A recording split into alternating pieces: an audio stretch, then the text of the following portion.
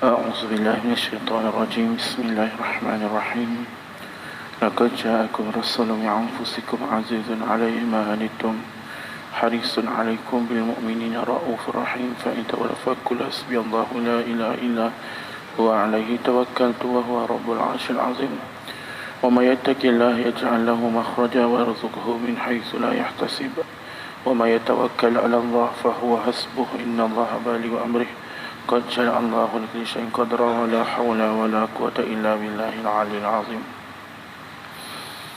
السلام عليكم ورحمة الله وبركاته.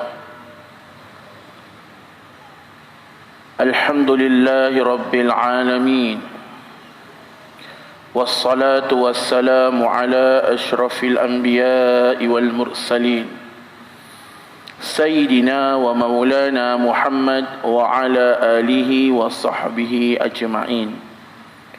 قال رب اشرح لي صدري ويسر لي أمري واحلل عقدة من لساني يفقهوا قولي. نحمده ونستعينه ونستهديه ونستغفره ونعوذ بالله من شرور أنفسنا ومن سيئات أعمالنا إنه من يهده الله فلا مضل له ومن يهده الله فلا هادي له. اللهم صل على سيدنا محمد وعلى آله وصحبه أجمعين.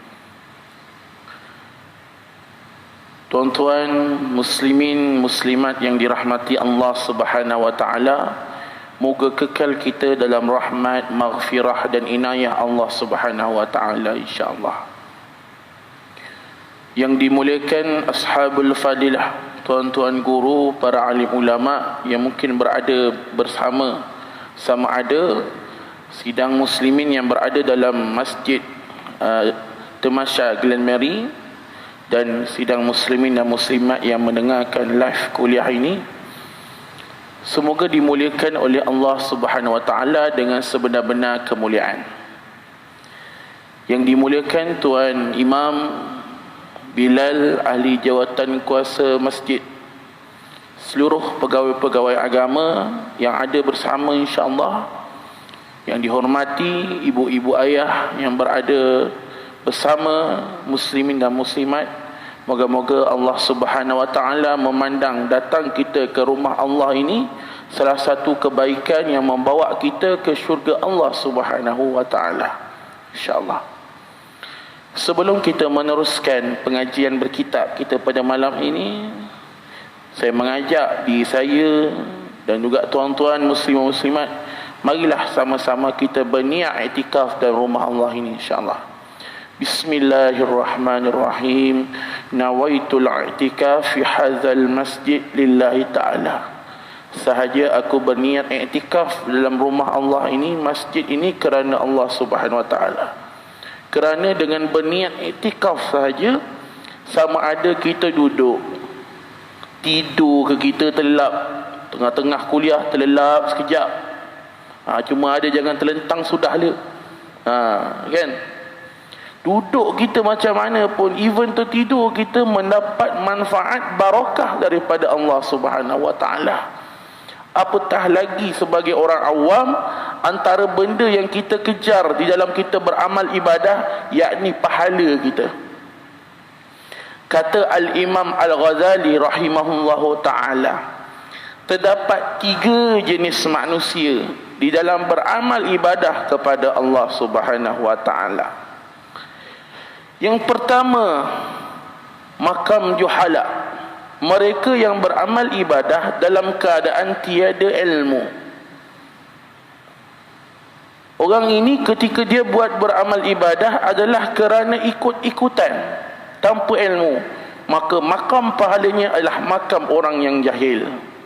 Dapat pahala tapi tidak sama dengan mereka yang berilmu. Itu satu. Makam yang kedua ialah makam mereka-mereka yang awam, ketika mereka beramal ibadah mengharap pahala daripada Allah Subhanahu wa taala.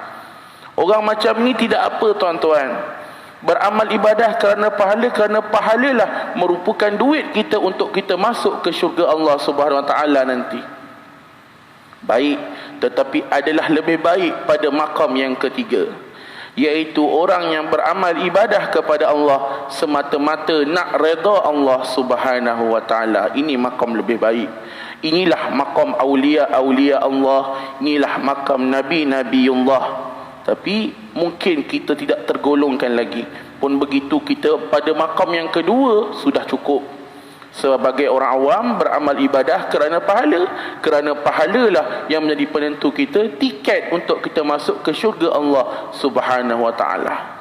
Tetapi mereka-mereka yang dekat kepada Allah Subhanahu Wa Taala, mereka tidak mengharapkan pahala, semata-mata mereka nak redha Allah Subhanahu Wa Taala. Maka kita menyambutlah tuan-tuan. Apatah lagi kita pada bulan Rejab ni tuan-tuan, kita akan masuk pada bulan Syaban, kita akan masuk kembali ke madrasah Ramadan insya-Allah Subhanahu Wa Taala. Allah izinkan kita kembali dididik oleh Allah Subhanahu Wa Taala 30 hari dalam Ramadan untuk memperkemaskan amal ibadah ihsan kita kepada Allah Subhanahu Wa Taala. Maka sebagai tajuk pada malam ini yang telah diberitahu oleh pegawai masjid sebentar tadi, iaitu kita nak berbincang berkaitan masa. Satu amanah, satu nikmat yang tidak ternilai daripada Allah Subhanahu Wa Taala. Satu benda yang tidak boleh dibeli dengan wang ringgit, itulah masa. Kerana pentingnya masa tersebut, maka kita sebagai fadilat pada malam ini kita nak tadabbur sebuah surah juz'u amma yang pendek, lagi pendek dan juga ringkas, yakni surah Al-Asr. Kita nak lihat sama-sama apa pentingnya masa ini dan siapakah yang rugi dan siapakah yang untung yang dikatakan oleh Allah Subhanahu Wa Taala.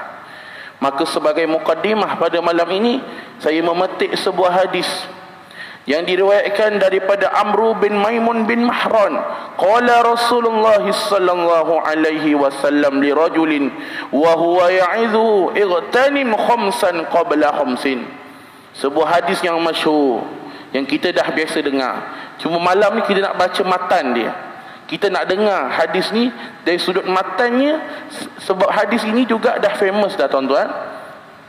Hadis yang telah dipopularkan oleh kumpulan Raihan, yakni apa dia? Jagalah 5 perkara sebelum datang 5 perkara.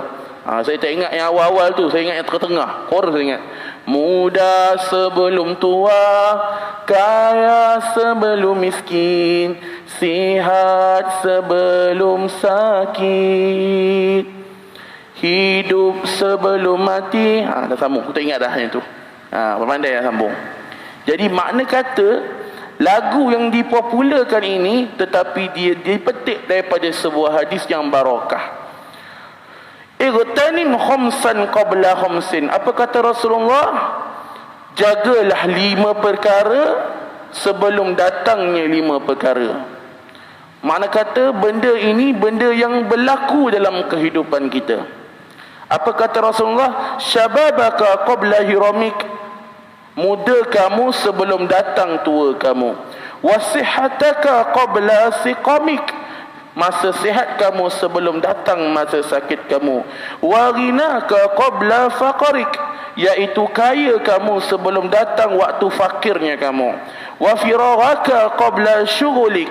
Iaitu masa luang kamu sebelum datang masa sempit kamu. Wahayataka qabla mautik. Ini paling besar, yakni hidup kamu sebelum datangnya mati kamu. Mana kata tuan-tuan, hadis ni, hadis yang sahih ni bagi tahu kepada kita 5 perkara yang manusia akan lalui. Bahkan dalam hadis yang lain Rasulullah juga bagi tahu apa dia. Kata Rasulullah, 2 nikmat yang manusia kerap tertipu kerananya. Yang pertama, sihatnya, dan yang kedua, umurnya. Inilah hakikat kehidupan kita. Kita bermain dengan masa daripada kita kecil sampailah kita bekerja. Kita bekerja sampai kita pencen. Kita pencen sampai kita tak buat apa-apa. Akhirnya kita mati dan Allah akan tanya apa yang kita gunakan masa kita ni, sama ada bawa ke dunia ataupun bawa ke akhirat. Jadi urusan dunia tidak boleh dipisahkan dengan agama. Kalau kita bekerja, kena dasar agama. Kita berniaga, mesti atas dasar agama. Kita hidup, mesti atas dasar agama. Islam tidak membezakan kehidupan dunia dan juga kehidupan akhirat. Ia terangkum sekali di dalam kalimah La ilaha illallah Muhammadur Rasulullah. Jadi kita masuk kepada perbahasan kitab kita pada malam ini, iaitu dua kitab. Yang pertama Al-Kitab Tafsir Al-Imam Ibn Katsir rahimahullah ta'ala. Yang kedua kitab Tafsir Juz'u Amma yang dikarang oleh ulama Turat, iaitu Al-Allamah Al-Adib Jama'in Abdul Murad, seorang ulama daripada Sumatera Barat, Indonesia. Kita lihat sama-sama. Di awal perbahasan surah Al-As, ma makna Al-As? Terdapat dua pendapat berkaitan dengan makna Al-As. Yang pertama, jumhur ulama berpendapat bahawa Al-As itu membawa maksud masa. Dan sebahagian ulama membawa maksud Al-As itu dengan makna waktu asar. Kenapakah ada dinamakan masa? Kenapakah ada dinamakan asar? Kedua-dua kata ulama, Allah bersumpah dengannya. Allah bersumpah dengan masa, Allah bersumpah dengan waktu asar. Kerana apa waktu asarnya penting? Di dalam perbahasan awal kitab Munyatul Musalli yang dikarang oleh seorang ulama, Syekh Daud Al-Fatani, beliau mengatakan pada muka surat yang kedua, mengatakan beliau memetik sebuah hadis daripada Rasulullah sallallahu alaihi wasallam yang berbunyi, yang pertama kata Syekh Daud Al-Fatani, yakni solat pertengahan, itulah solat asar. Satu. Yang kedua kata Syekh Daud Al-Fatani, yakni solat subuh. Kedua-dua ni kalau orang beriman buat, maka orang ini telah berjaya di sisi Allah Subhanahu wa taala. Kerana ketika kita mampu buat dua solat ini, kita akan mampu melakukan tiga bahagian solat yang lain. Solat asar ketika kita berpenat lelah mencari rezeki. Suka tak suka tuan-tuan, kita yang bekerja pejabat terutamanya, kadang-kadang kita balik kerja pukul 5, terus balik, tak singgah solat dekat peminyak dan sebagainya, kita jam dekat atas jalan, 6 lebih baru sampai rumah. Dan kita terus solat di rumah, dan kita memberikan alasan pada kita, tadi jam. Kita buat Allah tu macam bos kita. Kan kita biasa kat bos, hari ni lewat jam jalan. Ingat dia GL ni tak pernah tak jam, hari-hari jam. Betul tak? Tapi itu alasan yang kita bagi kepada Allah. Sedangkan kita di Malaysia ni banyak kemudahan. Peminyak pun dah ada surau dah. Kalau tak ada juga, boleh ambil bentang sejadah, solat tepi jalan pun tak ada masalah. Betul tak?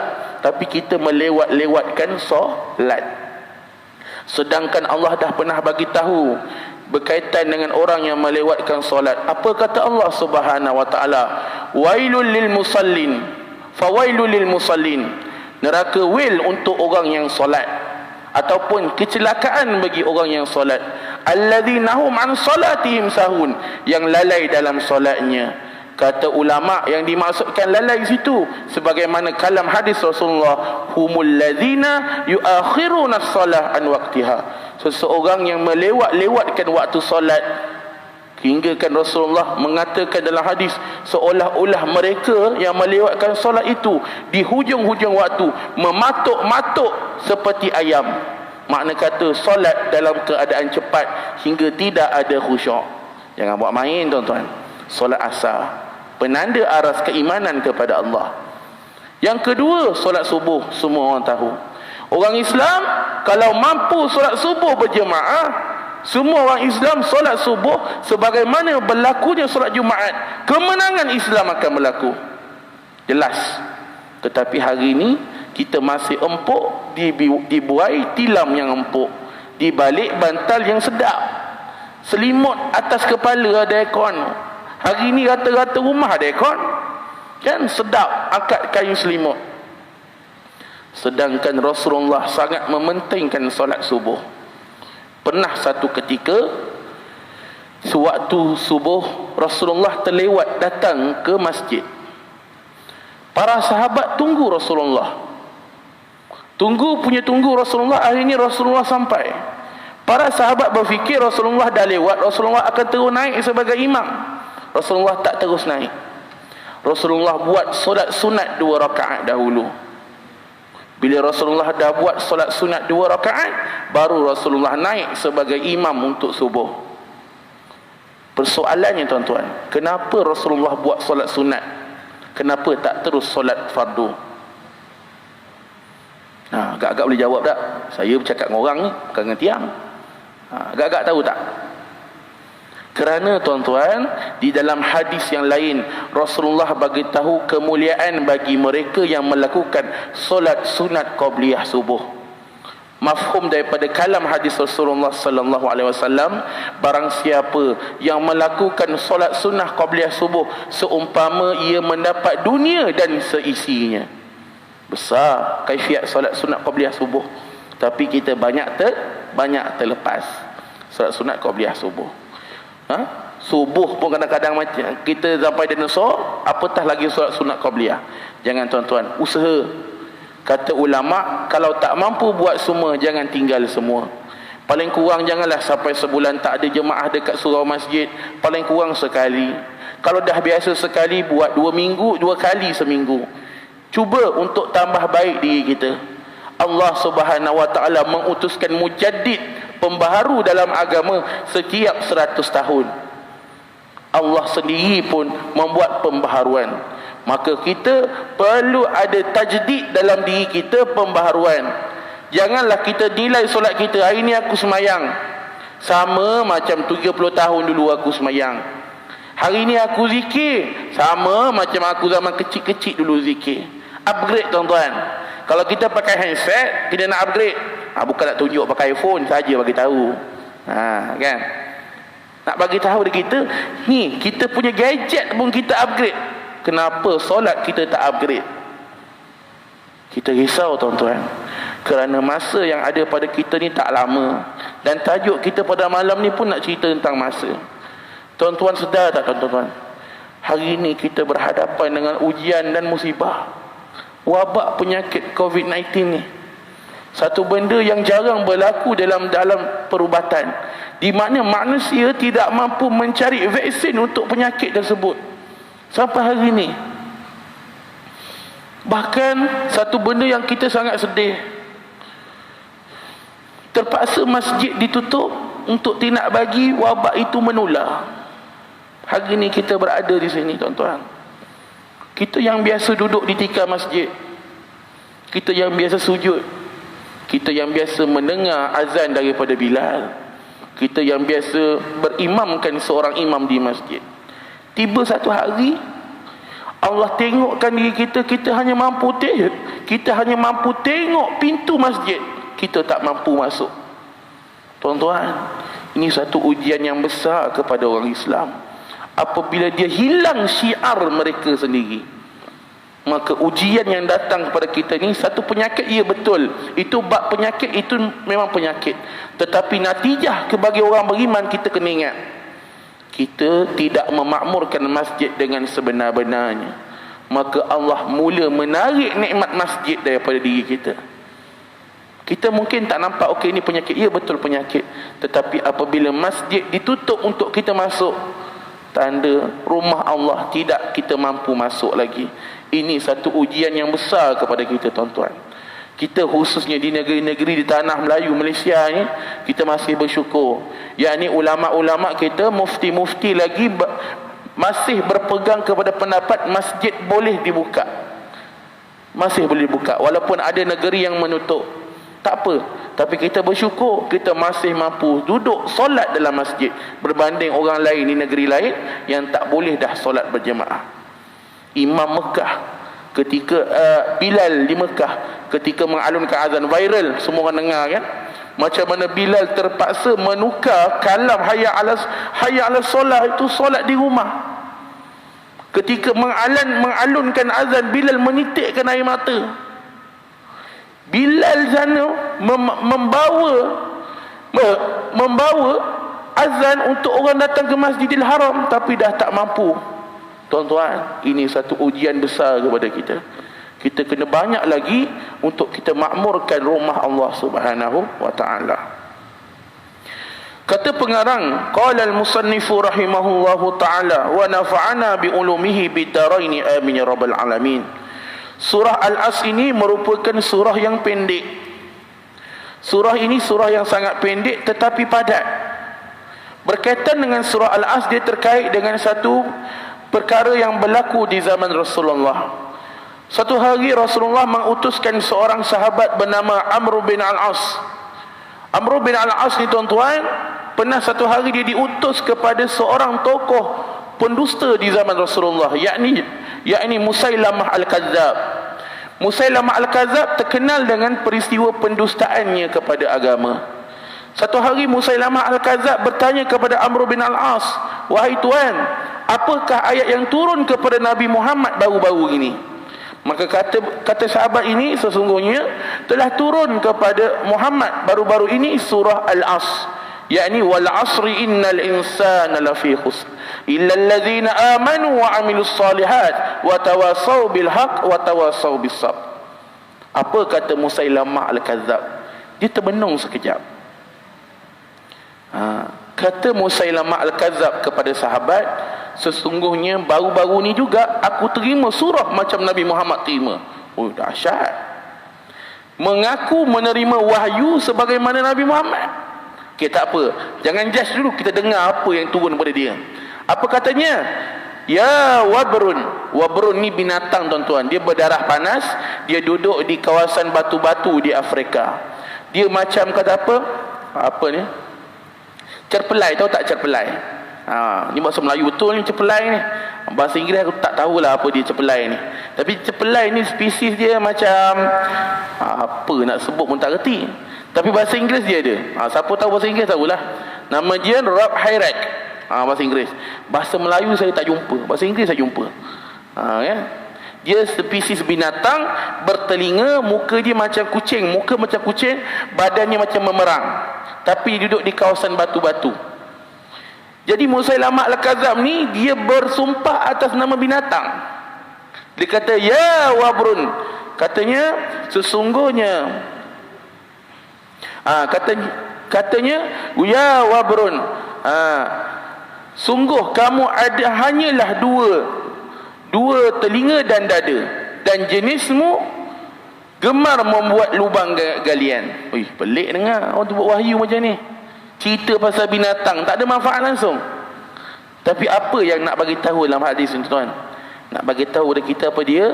Pendustaan atas nama agama telah berlaku lama dah. Dan hari ni benda ni masih berlangsung. Orang boleh gunakan hadis, orang boleh menggunakan kalam ulama untuk membenarkan apa yang dia faham, sedangkan itu tidak kena pada disiplin ilmu. Dah viral dah 2-3 lebih kurang sebulan lebih ni, adalah hamba-hamba Allah menggunakan dalil-dalil agama untuk membolehkan untuk dia meninggalkan syariat dalam agama. Antaranya tak payah solat. Sebab apa? Kita semua lalai.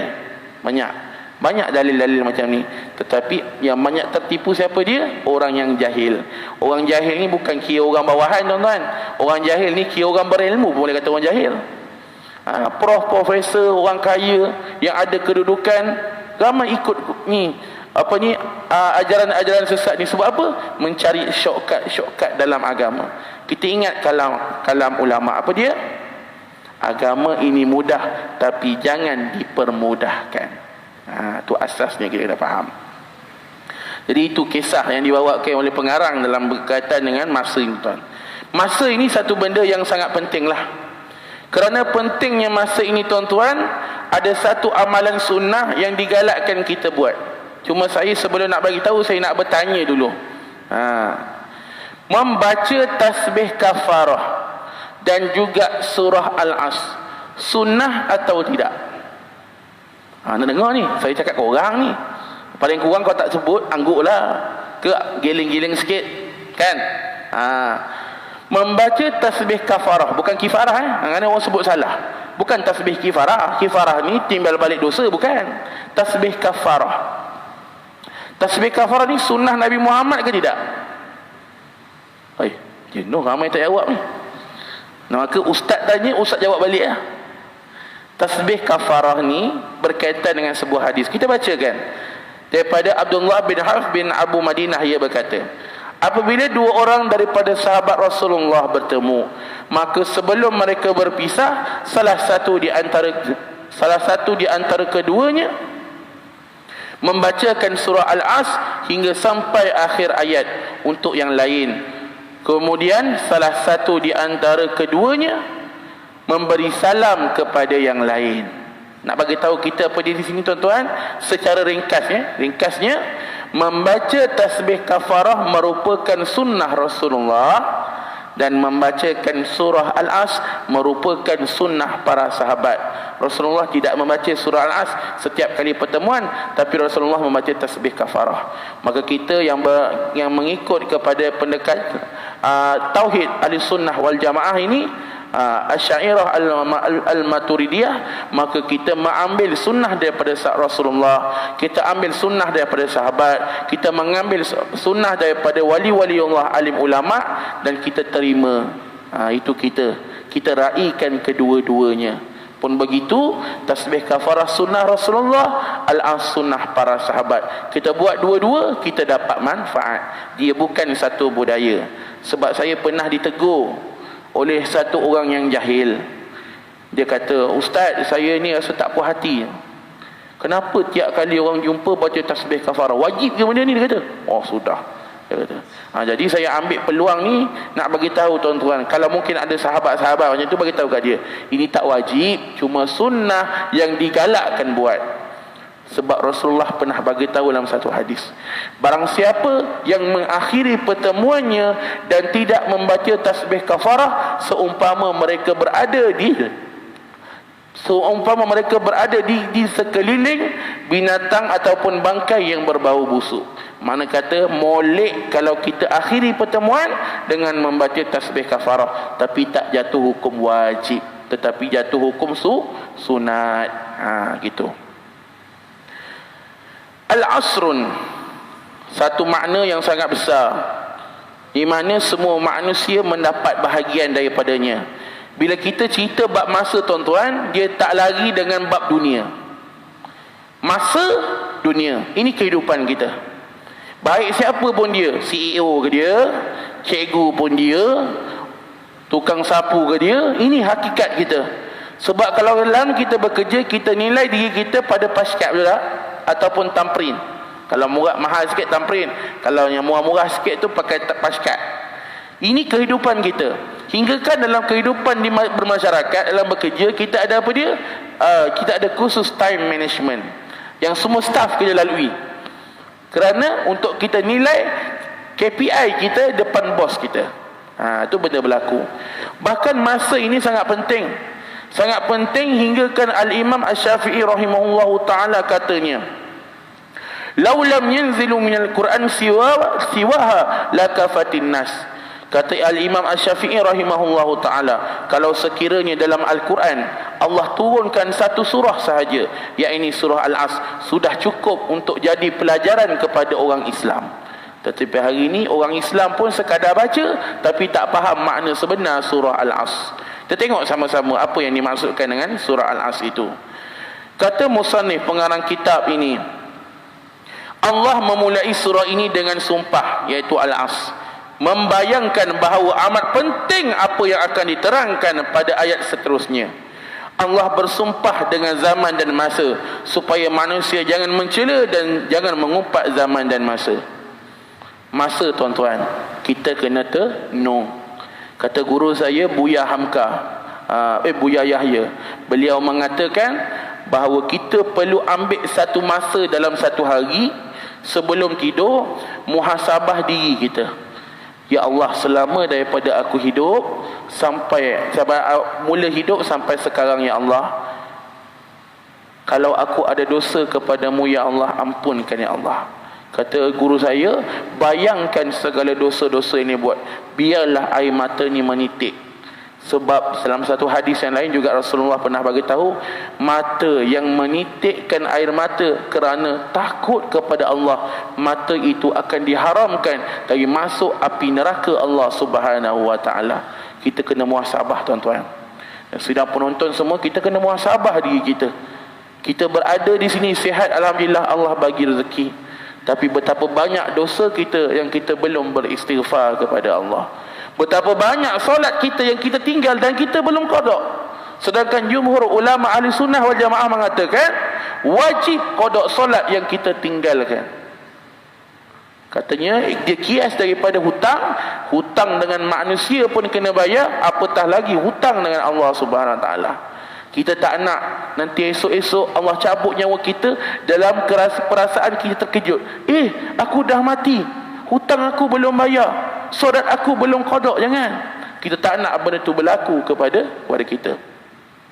Dan yang kedua, kita kena bermuhasabah berkaitan dengan masa juga.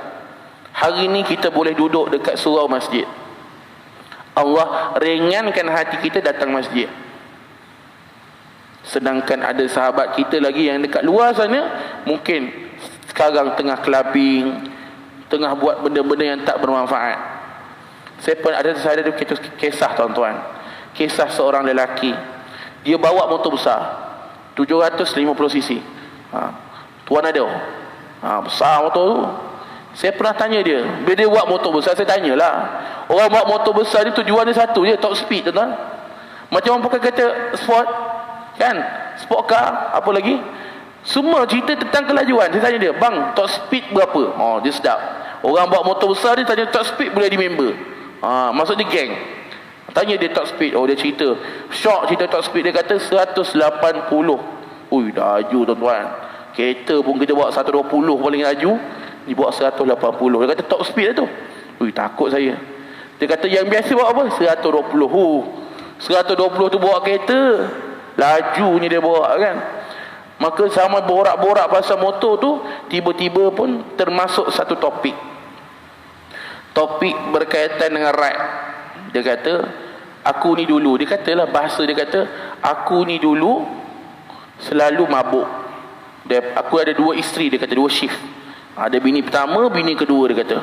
Daripada bini pertama sampai bini kedua, memang aku ni dulu, dia kata, aku ni orang yang pemabuk. Sampai satu hari anak perempuan dia tegur. Dia bagi laluan kepada azan Isyak 8.35. Okey. Okay, tak apa. Dia sambung. Kita beri laluan kepada azan Isyak terlebih dahulu. Kita sambung 5 minit lagi. Allahu Akbar, Allahu Akbar. Allahu Akbar,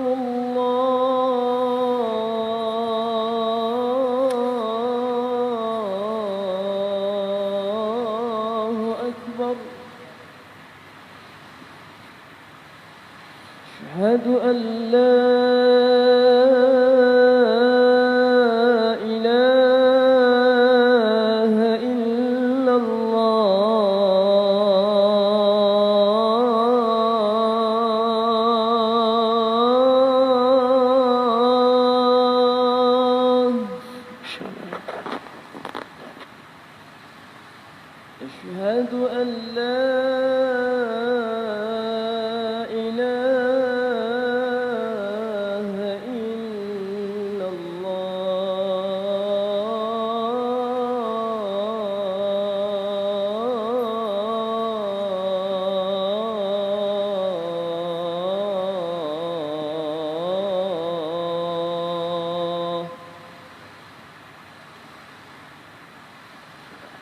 أشهد أن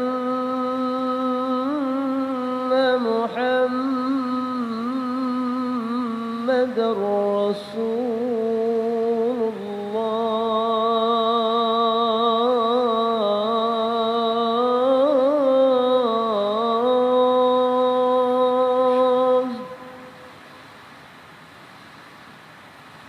أشهد أن محمد رسول الله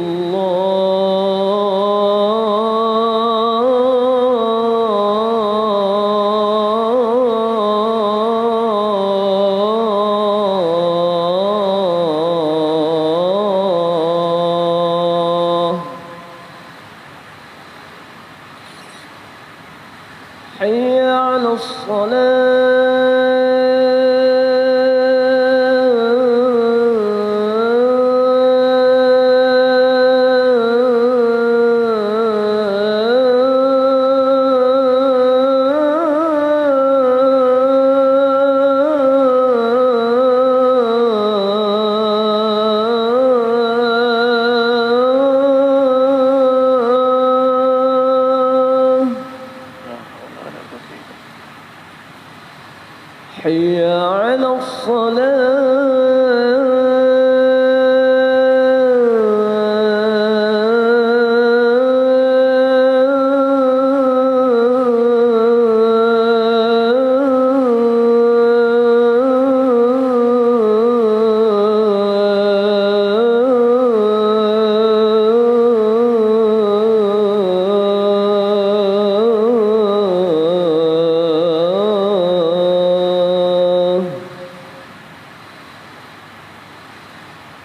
حي على الفلاح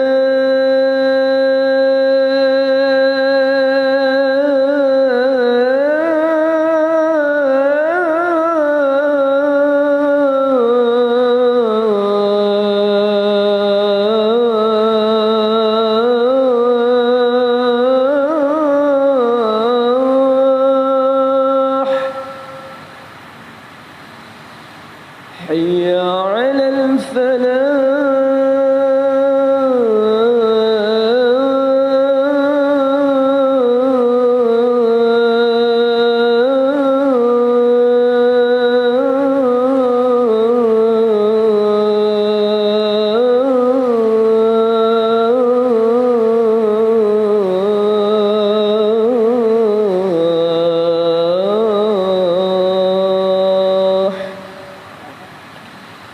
الله أكبر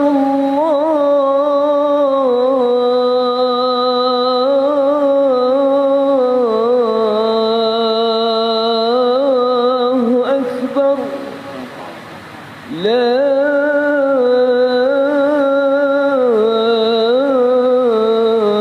إله إلا الله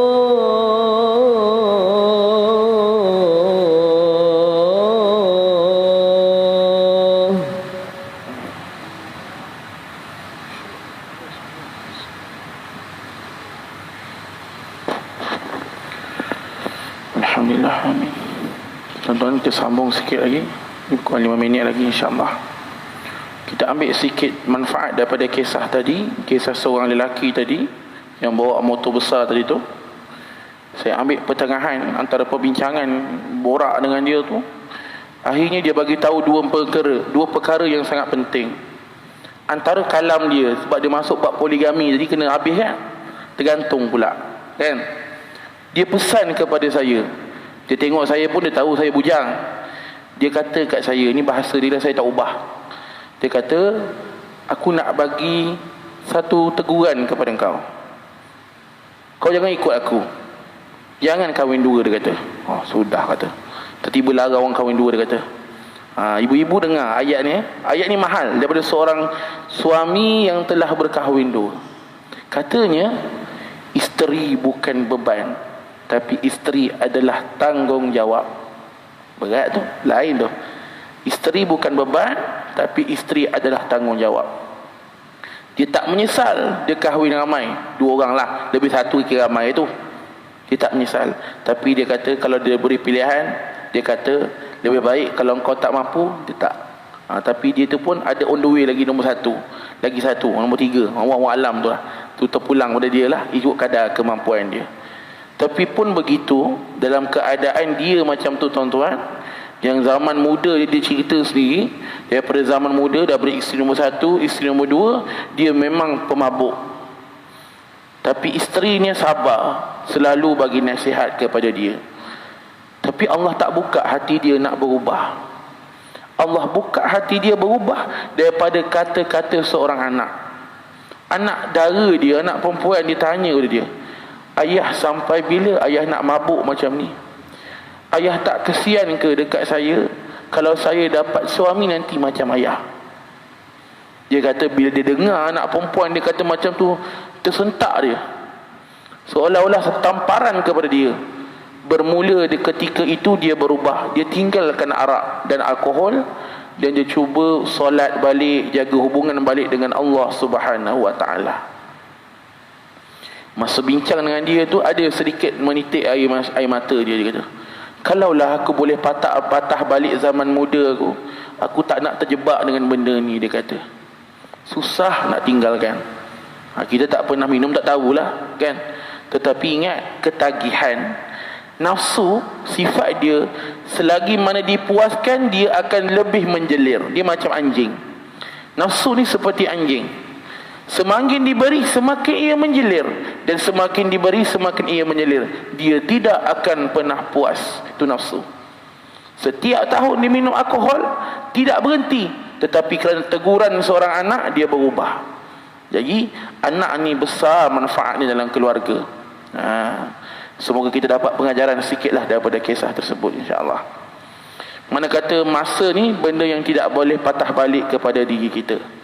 Pun begitu ulama ajar kepada kita, kita jangan mencerca zaman muda kita yang jahil. Kerana apa kata ulama?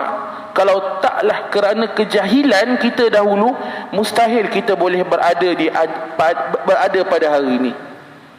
Kerana kita dulu tinggalkan sembahyang, akhirnya Allah tegur, hari ini kita datang sembahyang. Kerana dahulu kita sakit, ujian kena sihir, ujian kena penyakit, hari ini kita datang solat. Kalau tak kerana Allah jentik, kita tak dekat kepada Allah Subhanahu wa taala. Sebab itu kata ulama, syurga itu dihuni oleh orang-orang yang banyak berdosa dan bertaubat kepada Allah. Syurga tempat baik, tetapi penghuninya ramai mereka-mereka yang buat dosa dan bertaubat. Kerana apa? Permulaan tidak penting, pengakhiran itu yang penting. Tidak ada guna permulaan baik tapi pengakhiran buruk. Tetapi kita orang beriman, kita nak awal baik, akhir pun baik, insya-Allah. Itu sedikit berkaitan dengan masa. Dan Allah bagi tahu pada ayat yang kedua, innal insana lafi khus. Sesungguhnya semua manusia itu berada dalam keadaan kerugian, semua orang. Secara hukum, secara jemaahnya umum bagi tahu semua orang rugi. Illal ladzina amanu. Ni Allah bagi pengecualian, melainkan orang beriman. Adakah semua orang beriman itu berjaya? Dan apakah syarat-syarat untuk jaya orang beriman? Kita lihat sama-sama. Berkaitan dengan orang beriman ni, Allah Subhanahu wa taala bagi tahu, illal ladzina amanu wa amilus solihat wa tawassaw bil haq wa tawassaw bis sabr. Ini jelas, orang yang berjaya itu ialah orang beriman, yang beriman kepada Allah Subhanahu wa taala. Orang macam ni berjaya. Maka kita lihat beberapa perkara. Rata-rata manusia telah baligh dan berakal, yang sentiasa kerugian ataupun merugi.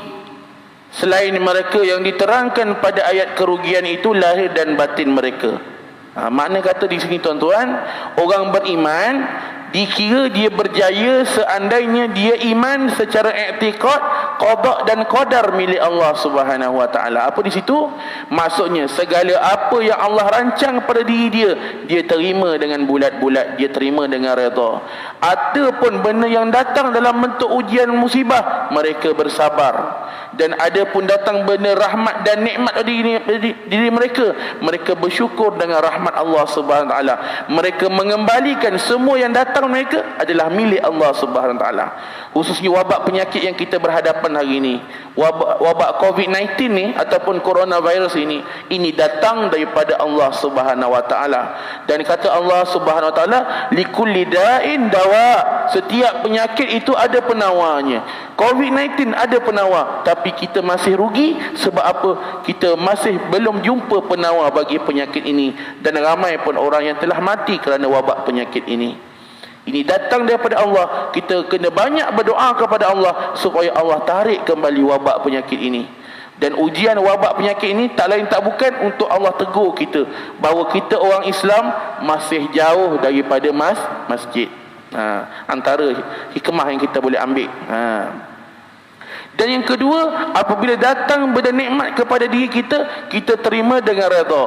Kita tidak mempersalahkan Allah, kita terima ujian dan kita redha dengan apa yang Allah berikan kepada kita. Itu satu. Syarat menjadi orang yang berjaya di sisi Allah ialah yang pertama, percaya dan beriman kepada Allah. Yang kedua, iaitu berbuat atau beramal dengan segala yang patut. Tanda kita beriman kepada Allah ialah dengan amal. yakni dengan solat, puasa, zakat dan sebagainya. Satu benda yang pelik apabila orang mengatakan cinta Allah, cinta Nabi Muhammad tapi tak ikut sunnah Nabi Muhammad sallallahu alaihi wasallam. Maka sebagai penutup kuliah kita pada malam ni, saya nak berkongsi kepada tuan-tuan satu sunnah Rasulullah sallallahu alaihi wasallam. Kalau tuan-tuan masuk ke masjid tadi, tuan-tuan perasan tak? Kasut kita macam mana keadaan dia? Ke dalam ke ataupun keluar? Perasan tak masuk masjid ni? Ke masuk tak tengok kaki dah? Terus jalan masuk masjid. Kalau yang ada di luar tu boleh cek. Saya nampak tadi kasut itu ke dalam. Soalan saya kepada tuan-tuan, dia 3 soalan dah saya bagi tahu yang ni. Soalan saya, adakah itu sunnah Rasulullah dalam membuka kasut? Bukan.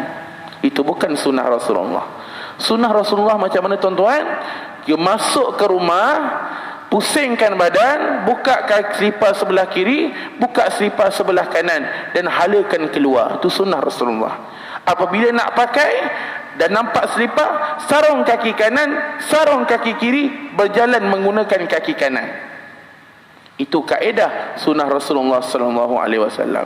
Ada hikmah bila buat dapat sunnah, tetapi saya nak cerita hikmah dia dari sudut rawatan Islam. Saya terlibat dengan rawatan Islam lebih kurang 5 tahun. Saya nak ceritakan pengalaman. Pernah satu hari di dalam pusat rawatan, ada seorang pesakit ni datang lewat. Kami dah buat sesi rawatan apa semua, dia datang lewat. Tapi sebabkan dia dah datang, kami rawat jugalah. Bila dia datang tu, sahabat saya ada seorang lagi baru lambat. Dia ada urusan, dia lambat. Dia ingatkan rawatan dah habis. Maka dia tengok selipar. Rasa rawatan dah habis dah. Dia tengok selipar tu hala keluar. Maka dia pusingkan selipar tu keluar. Tadi selipar tu ke dalam, dia pusing keluar. Alih-alih dia pusingkan keluar, menjerit orang yang dekat dalam tu. Yang rupanya tengah duduk senyap tu, kena rasuk rupanya. Rupanya dia ramai perawat, dia duduk senyap dekat bucu. Kita ingatkan dia ni orang yang merawat. Tidak. Rupanya terus masuk terus rawat. Yang buat main dengan hikmah melakukan sunnah Rasulullah sallallahu alaihi wasallam. Kata guru saya Ustaz Kamal Arifin Al-Bantini, beliau mengatakan seandainya kita buat hikmah memakai kasut ikut sunnah Rasulullah ni dan membuka kasut ikut sunnah Rasulullah ni, kita dapat bebas daripada terkena santau angin. Itu berdasarkan pengalaman beliau. Ini bukan hadis, ini atas dasar pengalaman beliau. Maka sebabkan saya cakap orang tak nampak, sebab dia sunnah kena buat, saya izinkan saya berdiri sebagai penutup pada malam ni insya-Allah.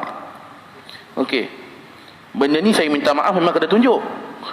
Moga dapat barakahnya. Kerana guru saya juga pesan, sebab saya terlibat dengan Masjid Surau, dia suruh bagi tahu benda ni supaya masyarakat awam tahu. Biasa kita dengar dalam dekat orang yang pergi buat rawatan Islam, dia kata dah pagar dah, tetapi jin masuk badan lagi. Betul biasa dengar?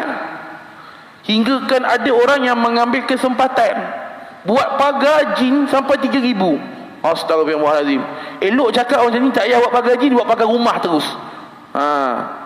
Jadi sebagainya, banyak masyarakat ditipu. Orang yang mendustakan agama ni lah, guna agama nak cari duit. Dia tak nak benda macam tu. Mudah saja. Ni sunnah Rasulullah sallallahu alaihi wasallam. Saya umpamakan mimbar di hadapan ini sebagai rumah saya lah. Saya tak duduk sini, cuma bagi contoh. Okey, ini pintu rumah saya. Saya balik rumah. Biasa orang balik rumah, dia akan terus masuk rumah, betul tak? Betul tak? Melainkan yang jenis ngopi dekat mamak tu lain cerita lah. Okey, sampai rumah jangan terus masuk. Relax sebentar. Pusingkan badan. Dah pusingkan badan macam ni, buka selipar sebelah kiri, buka selipar sebelah kanan. Sama ada tuan-tuan nak letak di depan rumah ataupun nak letak dalam rak, tak kisah. Pusingkan ke kanan, masuk ke rumah dengan kaki kanan. Okey, dah keluar rumah dah ni. Okey, kita keluar rumah pula. Keluar rumah, kalau kasut dekat rak, ambil kasut dekat rak, tangan kanan, bukan tangan kiri, letak tangan kanan. Sebab apa saya kata tangan kanan? Sebab tangan kiri merupakan laluan untuk jin masuk dalam badan manusia. Ni bukan hadis Nabi, ni berdasarkan pengalaman saya dalam rawatan. Jangan kata saya hadis Nabi, bukan hadis Nabi tapi barakah. Sebab itu Islam ajar kita nak minum air tangan kanan, jangan tangan kiri. Tangan kiri ni untuk kita apa? Basuh najis, sudah. Tangan kanan untuk kita dapat berkat makanan. Nampak simple, tetapi benda ni dalam rawatan. Jangan main-main sunnah Rasulullah sallallahu alaihi wasallam. Okey, dah letak kasut nak keluar. Kalau dekat depan, kalau dah letak dekat depan tak ada masalah, terus sarung je, terus jalan, tak masalah. Sebab apa kena berhenti? Okey, ini hikmah dalam rawatan, bukan hadis Nabi, tapi saya nak share pengalaman tuan-tuan. Jin itu sifatnya daripada api, laluannya daripada angin. Ketika tuan-tuan memusingkan badan ketika masuk rumah, jin tidak boleh menembus di rumah kerana rumah telah dipagar dengan ayat suci Al-Quran. Kalau kita terus masuk tadi, jin akan transit di tapak kaki kita, terus masuk ke rumah. Pagar yang kita bina telah pecah kerana diri kita sendiri. Nampak simple, sunnah Rasulullah hebat. Rasulullah takkan buat kalau benda tak penting. Jadi saya nak ajak tuan-tuan semua, lepas ni kita ubah cara kita pakai kasut, cara kita pakai selipar. Dan kita amalkanlah minum dengan tangan kanan. Jangan minum tangan kiri, ubahlah, janganlah buatlah dah. Tinggalkanlah budaya tu. Tak kisah nak minum apa, minum tangan kanan, jangan minum tangan kiri. Kerana tangan inilah yang menyebabkan laluan jin banyak masuk dalam badan manusia. Rasulullah seumur hidup tak pernah minum tangan kiri. Tak pernah makan tangan kiri, Rasulullah makan tangan kanan. Kenapa kita orang Islam tinggalkan sunnah Rasulullah sallallahu alaihi wasallam? Maka sebagai penutup pada malam ini, saya nak bawa satu pernyataan kata guru saya juga, iaitu Habib Ali Al-Jufri. Bukan Habib Ali Yahya yang kita ni Malaysia kan, Ali Al-Hamid kan. Ni Habib Ali Al-Jufri. Beliau mengatakan dalam satu kuliah beliau, amat satu perkara yang pelik kepada orang Islam, mengaku cinta pada Nabi tapi tak ikut sunnah Nabi Muhammad sallallahu alaihi wasallam. Sesimpel itu pun kita tak buat tuan-tuan. Adakah kita nak claim kita cinta Nabi? Tak. Kerana cinta dibuktikan dengan amal. Jadi sekadar tu saja pada saya.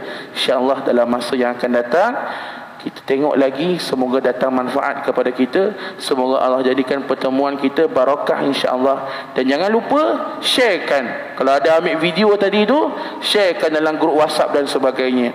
Ajak orang kembali kepada sunnah Rasulullah sallallahu alaihi wasallam. Itu saja dari saya. Wabillahi wa taufiq wal hidayah. Wassalamualaikum warahmatullahi wabarakatuh.